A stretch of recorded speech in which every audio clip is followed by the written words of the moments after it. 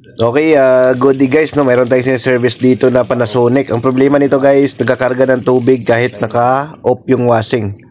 So kumakarga siya guys ng tubig kahit patay yung washing machine. Ayan, so ito ngayon guys, ang i-repair natin. Panoorin nyo po kung paano namin ito i-repair yung mga itong problema. So, ang ano nito guys, continue sa pagkarga ng tubig, no? Kahit nasa spin na, kumakarga pa rin. Kahit naka-off yung washing guys, nagkakarga ng tubig. So pag ganito guys, ang problema, pwede nyo lang guys linisin yung pinaka inlet valve nito, no? Basta kapag ang washing machine ay nagkakarga ng tubig kahit naka-off, ibig sabihin may problema ito sa inlet valve, no? So pwede siyang linisin or pwede nyong palitan. Kaso guys, yung mga itong model ng washing machine, medyo mahal guys yung inlet valve nito, nasa 1,000 plus, no? So at bihira naman ito masisira. So mas maganda kung linisin natin, no? So ito guys, tinanggal namin yung board na sa taas, no? Inangat natin to para makuha natin yung pinaka inlet valve, no? So yan, tanggal lang namin guys sa socket, no? Para matanggal natin yung pinaka inlet valve motor nito. So ito guys yung inlet valve motor, yan nandito, no? So tanggalin lang natin yung mga connection. Ayan, yung hose na nakakonect sa puset, tanggalin din natin, no? So taas ito guys, no? Para matanggal natin buo ito, may mga screw ito guys, no? Tanggalin natin yung screw ng pinapasukan ng tubig, no? Para maangat natin. Ayan, so tanggalin na natin yung mga screw dito.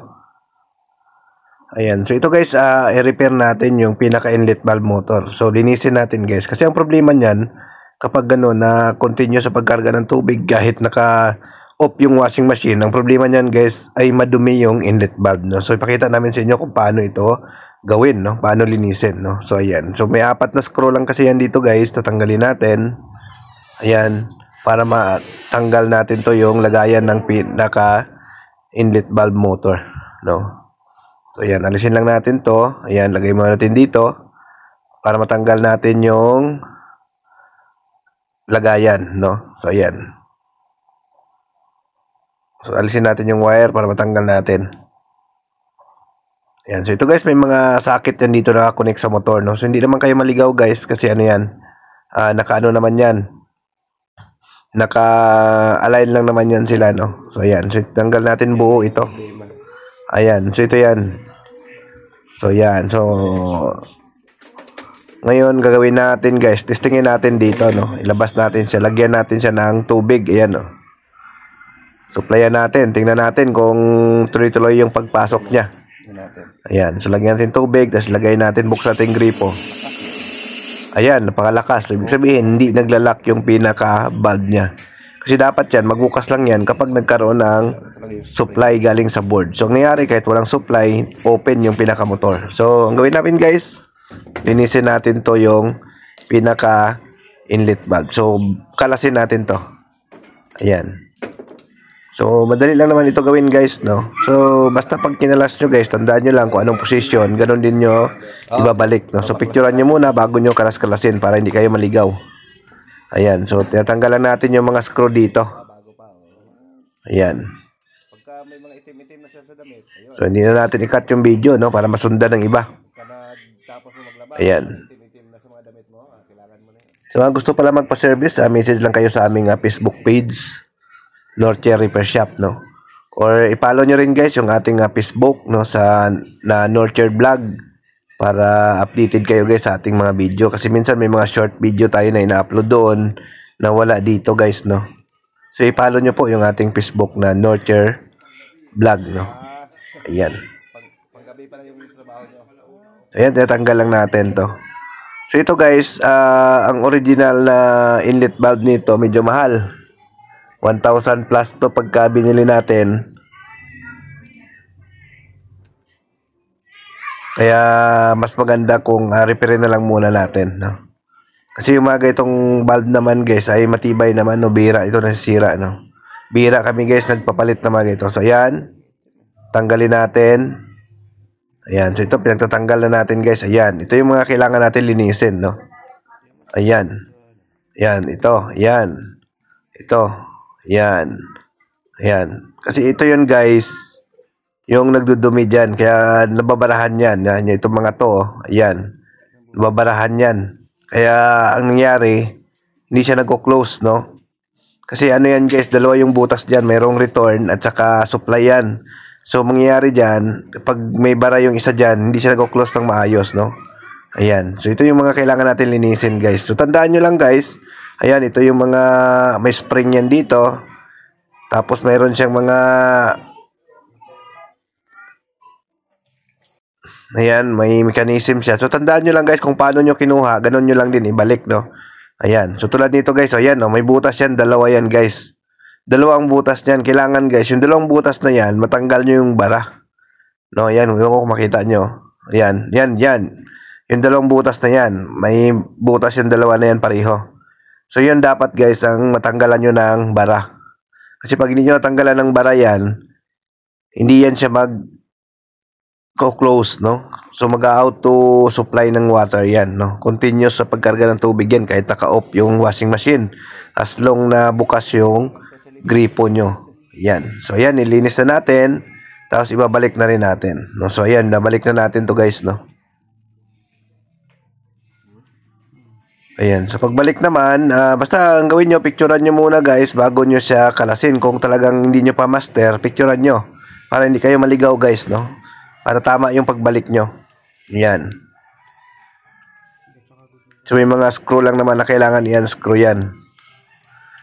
Ayan. So, kung kailangan nyo talaga ng parts, guys, na wala talaga kayong choice kung napalitan yan or hindi nyo kayang linisin, available sa amin yan, guys, yung parts. Kaso, medyo mahal lang yung parts na yan, guys. Ayan. So, ayan. Babalik lang natin, no? Ayan. Sa mga baguhan, no? Huwag nyo pong kalimutan mag-subscribe sa ating YouTube channel para updated kayo sa aming mga videos na ilalabas. So, marami pa tayong mga video na ilalabas, guys, no, about automatic washing machine. So, yung iba, mapapansin nyo, guys, paulit-ulit, pero ang purpose natin yan, para ma-master ng lahat, no? Kasi minsan, mayroong time na unang panood, hindi nila nakuha yung problema. Sa pangalawa, doon pa lang nakukuha. So, ayan. So, binabalik lang natin. So, nandito kami ngayon, guys, sa San Pedro. No, nagsiservice sa San Pedro from Santa Rosa, Laguna. So kami ay nagsiservice naman kami sa mga nearby area ng Santa Rosa, no? Or kahit sa mga malayo naman, pwede naman kung afford naman na bayaran yung transportation namin, kaya pa rin naman namin i-service, guys, no? Pero kung masyadong malayo na, medyo mataas na rin gawa ng gasolina, no? Kasi nga yung team natin, yung service team namin kasi, guys, 4 wheels yung gamit, kaya medyo mataas yung transportation expenses namin. So, ayan, testingin natin, no? Ilagay natin siya, supplyan natin ng tubig. Tingnan natin kung mayroon pa ba ang tagas. So, ayan. So, wala na, no? Wala na. So, ibig sabihin, goods na ito, no? Working na ito. Kasi nga, hindi na tumatagas yung tubig, no? So, yun lang. Ginawa natin. Binaklas natin. Nilinis. Ayan. So, gagawin namin dito, guys, ibalik na lang natin to tapos i-testing, no? Balik na lang natin kung paano natin siya kinalas. Ganon din natin siya ibalik, no? Ayan. So, siyempre, linisan na rin natin, no? Bago natin siya i-balik, no? So, ayan. So, dito sa paglagay dyan, kung ano yung mounting na or position na kinuha, ganun din dapat pagbalik, no? Ayan. So, tulad sa sinabi ko, kung hindi nyo master, picturean nyo bago gawin. Basta mayroon kayong picture para hindi kayo malilito, no? Ayan. So, kasi nga, guys, kung matutunan nyo ito, i-DIY, medyo makakatipid kayo. Kasi nga, medyo may cost ang magpa-repair ng washing machine, no? So, ang minimum service fee kasi ng washing machine ay 900 kapag malapit, no? So, kadalasan dyan, 1.5 kasama gasolina, no? Depende sa layo ng lugar, no? Ayan. So, kung kapitbahay lang, pwede na yan sa 900 pesos.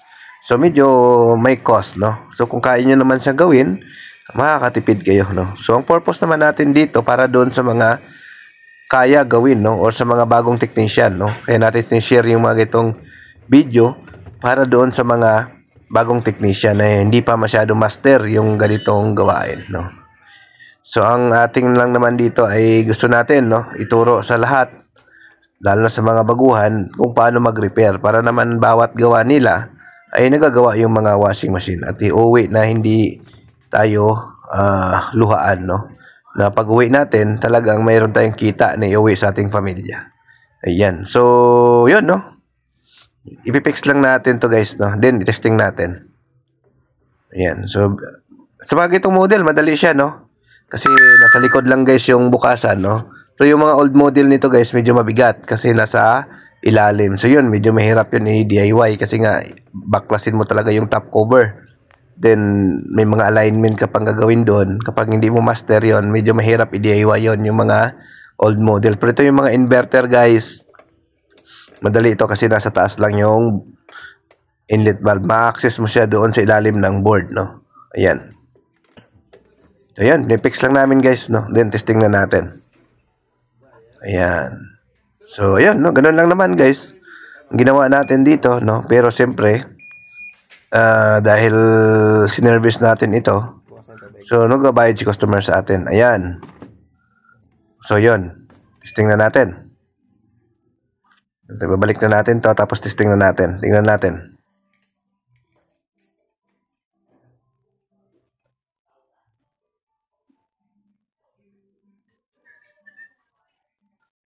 Ayan. So wala na, no? Wala nang tagas guys, hindi siya tumagas. Samantala kanina, pagdating pa lang namin guys, binuksan natin yung gripo, hindi pa natin ino-on yung washing machine, nagkaroon na siya kagad ng tagas, no? So yun, no? So ayan guys, so nagkakarga na siya ng tubig, no? Ayan. So working na ito guys, no? Kapag ipopost natin siya, dapat ihinto siya. No, ayan, pinupost natin, humihinto. No, ayan, wala na yan, no? Nakapost siya, no? Yan. So, pag start natin yan, saka siya dapat aandar. So, ibig sabihin, good na po yung ating ginawa. So, yun, no? Ganun lang, guys, no? Ganun lang yung paggawa nitong mga gaitong problema. So, applicable ito, guys, sa lahat ng brand ng automatic washing machine, no? So, ayan. Okay, guys, thank you. Bye-bye.